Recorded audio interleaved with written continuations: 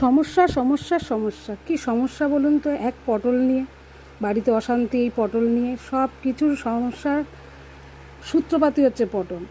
এক ঘেয়ে পটল খেয়ে খেয়ে মুখে হেজা ধরে গেল। আর হাজব্যান্ডও বাজার থেকে পটল ছাড়া চোখে কিছু দেখে না, এত সবজি এনে তার মধ্যে পটল তার আনা চাই। পটল মানে শো স্টপার সবজির মধ্যে। আর এইদিকে যদি বলি কি রান্না করব, বলবে যা খুশি রান্না কর। আরে বাবা, যা খুশি বলে কিছু হয়?